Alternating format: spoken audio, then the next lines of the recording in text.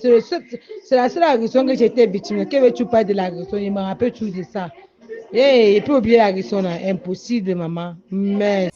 Am I really that much? And breaking these niggas down like a camel.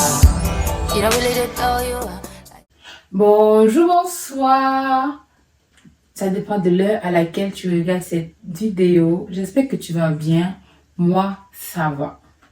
Quand on parle aux jeunes là, ils refusent d'écouter. Ils refusent d'écouter, oh. Si j'avais écouté seulement quand on m'avait parlé, c'est que cette histoire-là n'allait jamais arriver. Jamais de la vie. Aujourd'hui, je viens vous faire une petite story time. Vous raconter une petite story time du jour où ma soeur et moi on s'est fait agresser. Il y a 4 personnages principaux. On va les attribuer des noms pour que l'histoire soit plus compréhensible. Ma soeur Vanessa. Et puis mon ami Josh. Moi-même Chesley. Et la star de l'histoire même, la grande star de l'histoire, Tonton Bandit. Parce que je ne sais même pas quel nom je peux lui donner. Si c'est pas Tonton Bandit, c'est qui? Tonton agresseur, Tonton braqueur, mais en tout cas c'était un tonton. C'était pas vieux, hein? Mais c'est qui nous a servi le jour là. Nous on doit seulement l'appeler tonton. L'histoire remonte à 9 ans en arrière. 9 ans en arrière, donc c'était en 2000 combien même? 2016? Je pense que c'est ça, 2016 et tout. Ça remonte à 2016. Pendant les grandes vacances, ma soeur et moi, on avait prévu sortir. Donc moi, j'avais prévu sortir de mon côté et elle de son côté. On n'avait pas la même sortie ce jour. Mon ami Josh est venu me voir. Il vient me voir, il me dit, ben, Chesley, aujourd'hui là, ce sont les vacances. C'est un samedi. Tu fais quoi? Viens, on va aller un peu s'ambiancer.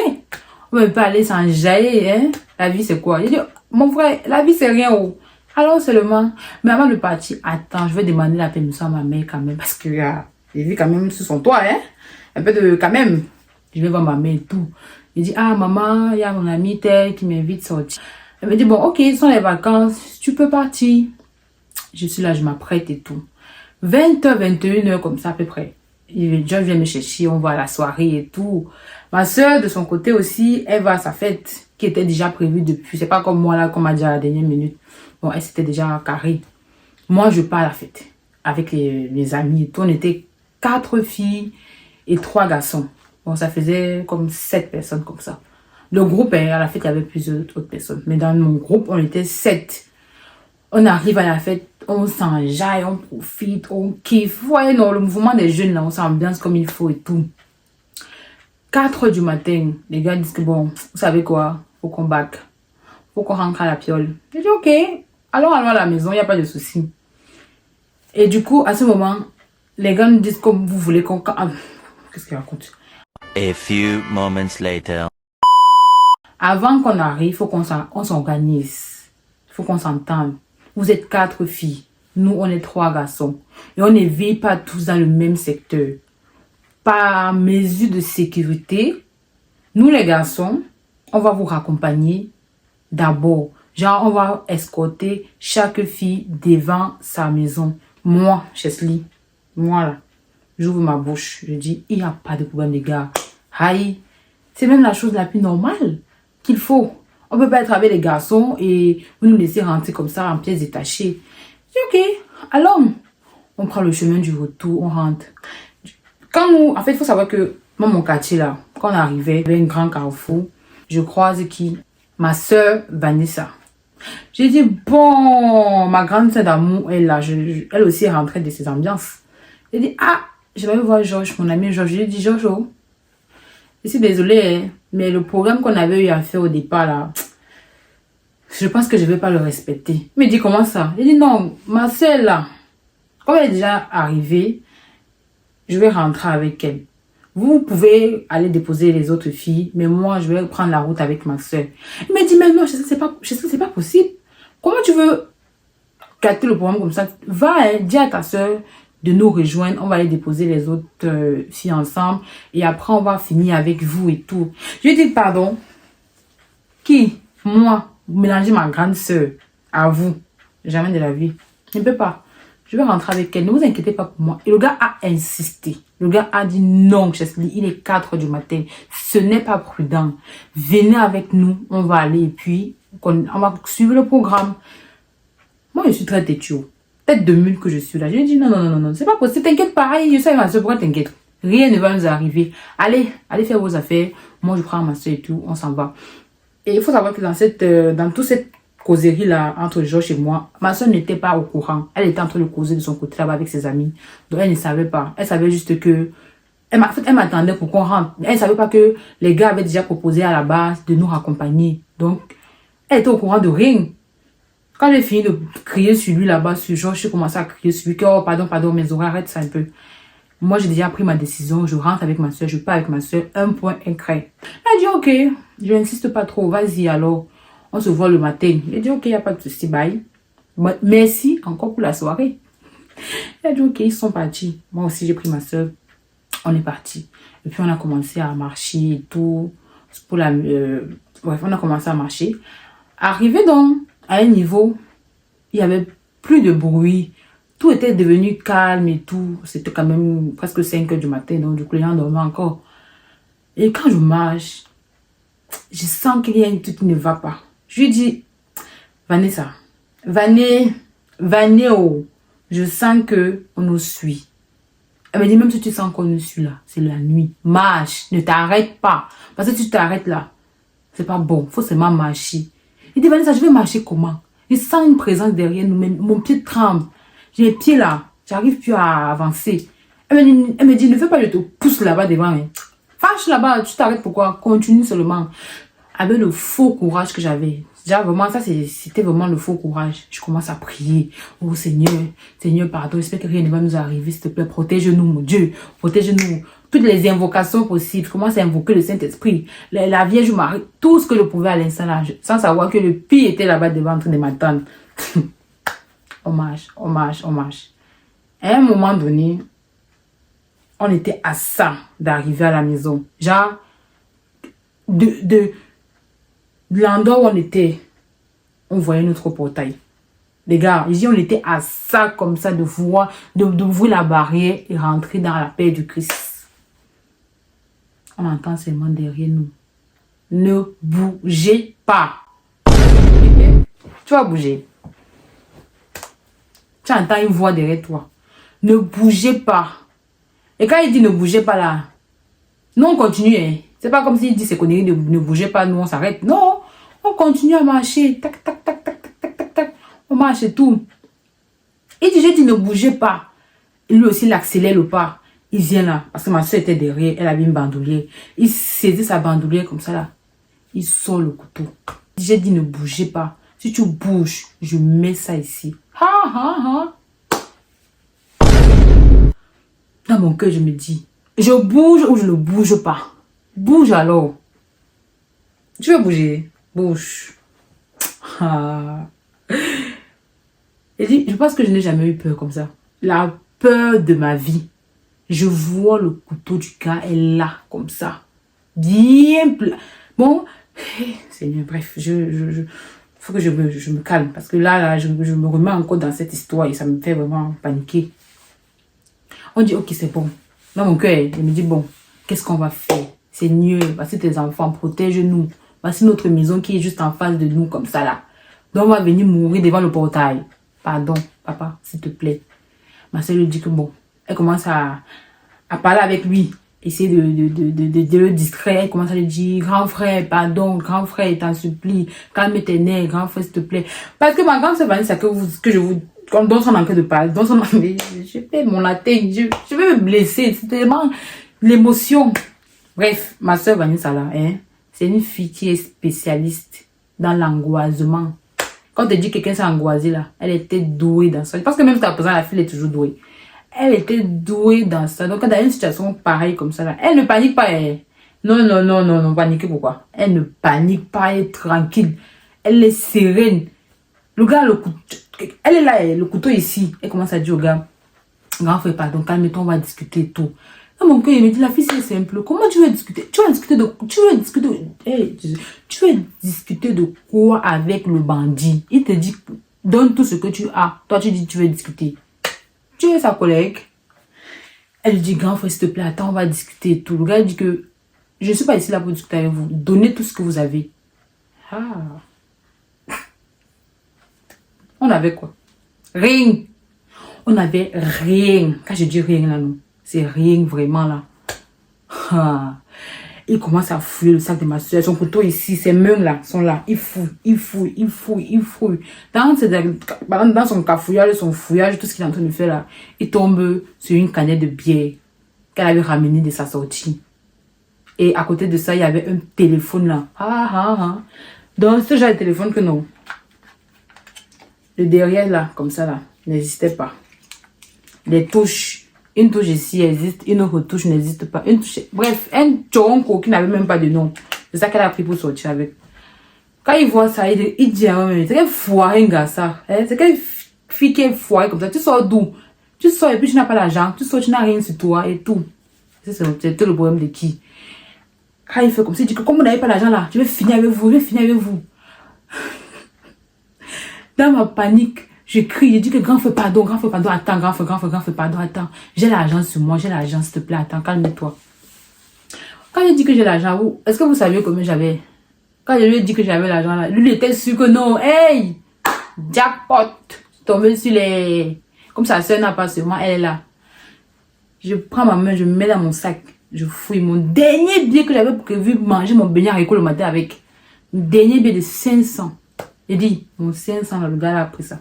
Je lui ai dit que mon grand frère, pardon, grand frère, hein, les gars, j'ai 500, prends. Il me regarde comme ça. 500? Moi j'avais 500, mais je suis même tombé sur les qui comme ça. Il dit comme ça, dit, tomber sur les qui, les foirées filles comme ça. Vous marchez, vous n'avez pas l'argent, vous êtes déjà des filles. Et les gars, dans mon cœur, je me suis dit, ah, papa, est-ce qu'on avait rendez-vous? Si tu veux, on n'a qu'à se donner rendez-vous. Et puis, le prochain jour, là, on va te donner. On va te donner l'argent que tu veux. Mais actuellement, là, je n'ai que 500. C'est tout ce que je peux faire. C'est tout ce que je peux produire. Je n'ai rien. Je ne peux rien créer où je suis là. Il a pris mon argent. Il a arraché mes 500. Il a pris la canette de bière de ma soeur. Mais il n'a pas pris son téléphone là. C'était tellement laid qu'il a laissé. Il a pris sa canette de bière. Il a pris mes 500. Il dit que prochainement, si vous sortez encore sans argent, vous allez voir. Non, mais les bandits ont le cœur. Non, il faut avouer que les bandits ont le cœur ici dehors. Ils n'ont pas... Ça dit que... Hey! Ha! En tout cas, il a pris mon argent, il a pris sa canette de bière, il a poussé ma soeur là-bas, elle est tombée dans le caniveau. Et puis, il avait mis une cagoule, donc du coup, on ne voyait pas son visage. Il a pris la course, il est parti. Moi, au lieu de soulever ma soeur pour lui dire, ouais... Moi, je me mets à pleurer. Mais ça, assise de partir, je commençais à pleurer. Bon, toute l'émotion que j'avais là, la panique, tout ça, le fait de voir que peut-être ma soeur devait commencer à chanter. Tu brilles tout là-haut. Là. J'ai commencé à avoir peur. Je me suis assise par terre, j'ai commencé à pleurer. Ma soeur me dit que, mais, la fille est même comment? Viens me soulever, tu es là, tu es assise, tu pleures. Tu pleures quoi? Viens me soulever ici. Je suis avec ma soeur donc. Et puis, on reste comme ça, on se regarde. On dit, mais qu'est-ce qui vient de se passer? 2 ou 3 minutes après, le groupe d'amis là, que j'ai refusé d'aller avec eux là, ils descendent aussi. Ils arrivent à leur tour.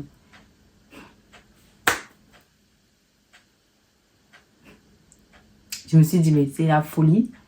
C'est quoi ça? Donc vous, c'est maintenant que vous voyez que vous allez arriver. Depuis, j'étais là. Je disais que, Seigneur, qu'est-ce qui va se... Non, vous ne venez pas voir. C'est quand l'action s'est déjà produite. On a failli découper ma soeur ici. C'est maintenant que vous pointez. Les gars là arrivent. Mon ami Josh là me voit à distance. J'avais les yeux comme ça parce que j'ai beaucoup pleuré et tout. Il dit, mais Haï, vous êtes encore ici. Il dit, mais oui, nous sommes encore là. On va pas être là comment? On va se faire agresser. Il dit, bah qui? Qui vous a agressé? C'est qui? Dis-nous. Qui vous a agressé et tout? Vous le connaissez? Il dit que, oh, papa, tonton, grand frère, mon ami que j'aime bien, éteint la lumière. Parce que je suis assise là, j'ai les nez.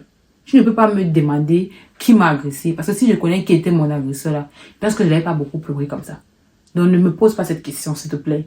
Mais dis, mais non. Aïe, si tu vois, non. Quand on te parle, tu n'écoutes pas. Si tu m'avais écouté, c'est que là, on devait être en groupe. Ça ne devait pas arriver. Et dès que c'est déjà arrivé, je fais comment maintenant? Tu cries sur moi, je fais comment? Mais c'est quoi tout ça là? J'étais trop énervée. Il m'a dit, bon, ok, c'est pas grave. Il vous a pas fait du mal, il ne vous a pas blessé. Tout dit comme en tout cas, il a pris mon argent. Il a pris mon argent, ça me fait mal. Il dit, Kari, ton argent, c'était combien? Il dit, il a pris mes 500. Il dit, Chesley, bon, à cause de 500 là, tu vas pleurer. Tu ne penses même pas à ta vie. Il dit, oui, je suis contente que oui, ma soeur et moi soient encore en vie. Il n'y a pas de souci. Mais j'avais un projet avec ces 500 là. Après, il a commencé à me taquiner un peu, on a commencé à rigoler. Et puis, il a un peu détendu l'atmosphère. Je me suis calmée. Et après ça, parce que ma soeur voulait que je me calme. Je ne rentre pas à la maison avec les larmes, les yeux enflés. Sinon, ma mère et mon père, ils allaient se poser des questions de mais qu'est-ce qui se passe? Vous ne pouvez pas partir à une soirée, vous revenez en pleurs. Qu'est-ce qui ne va pas? Donc, ma soeur a fait en sorte que je me calme, je me détende comme il faut. Quand je me suis calmée maintenant, on allait à la maison. Quand on est arrivé, on s'est assis dans le canapé comme ça, on s'est regardé, on s'est dit, mais, on vient de se faire agresser. Vrai là. Parce qu'il faut savoir que c'était la première fois depuis qu'on était dans ce quartier-là. Parce qu'on est né dans ce quartier en fait. Depuis qu'on était là, on n'avait jamais eu un cas pareil. Jamais de la vie. Au contraire, on était même protégés par les agresseurs du quartier. Vu qu'ils avaient beaucoup de respect pour mon père et de l'estime pour ma mère parce qu'elle était très... elle les donnait souvent des choses, quoi, les aidait et tout. Et mon père pareil, il faisait pareil donc. Et aussi que mon père, il avait une autorité au quartier. Il était comme... Lui, il avait une bonne autorité. Ça faisait que tout le monde avait peur de lui. Donc, c'est dit ma soeur, moi, que le gars là, c'était pas un gars du quartier. Soit il était nouveau, soit il n'était pas du quartier. Bref, on s'est assis, on a commencé à relativiser. On s'est dit, ah, au moins, on est en vie, oh. Ma soeur, on est en vie. Parce que si on nous avait... On avait même pu avoir la bouche, la force pour être là, assise et parler. On a dit, plus jamais de la vie. On prend la décision de marcher toute seule dans la nuit comme ça là. Peu importe où nous sommes, on ne plus jamais de la vie, plus jamais. Pourquoi j'ai voulu vous raconter cette petite histoire? C'est parce que je me suis rendu compte que le monde est devenu encore pire qu'à cette époque en fait.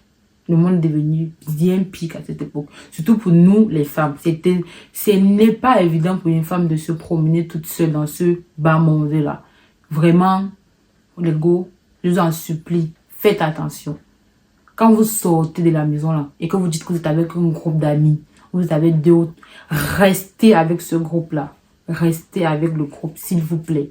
Ou même si tu es seul, attends le lever du jour pour rentrer. Parce que ce n'est pas, on ne sait pas d'où ça va venir, comment. Nous on a eu la chance, ma soeur et moi, on n'est pas, ouais non, on a eu la chance. C'est parce que c'est le bon Dieu qui était avec nous, on les priait de notre mère, parce que franchement ma mère prie beaucoup pour ses enfants. Donc je pense que c'est ça qui a agi. Mais sinon, en temps normal, là, je vous en supplie, les gars. Faites attention. On ne sait pas où. Faites attention. Quand vous sortez là, restez avec les gens avec qui vous êtes. Et restez avec eux du début à la fin. Quand on vous propose là, on vous dit que on va te raccompagner. Ne fais pas la tête, ne fais pas la grande comme moi j'ai voulu faire. Et ça fallait me caler au cou là-haut. Pardon. Écoutez. Puis c'était la seule fois que j'ai eu ça. C'est la seule fois on m'a agressé. Vraiment, c'est la seule fois qu'on m'a agressé comme ça vis-à-vis. Après ça, j'ai pris mes précautions. C'est ici que s'achève cette mini story time. J'espère qu'elle vous aura plu. Moi, ça m'a vraiment fait plaisir de vous raconter ça. Ça m'a un peu plongé dans cette période de ma vie où je pensais à rien, je voulais juste m'amuser et tout. Dites en commentaire surtout si vous aimez ce genre de contenu, peut-être des story time, si vous aimez bien ça et tout. Même si vous n'avez rien à dire, si vous permettez les cœurs, ça va faire plaisir à l'algorithme. Ça va faire plaisir à l'algorithme. Ça va booster l'algorithme et puis d'autres personnes vont pouvoir regarder les vidéos. Ou commenter, ou liker, ou partager en commentaire, ou mettez des cœurs pour moi.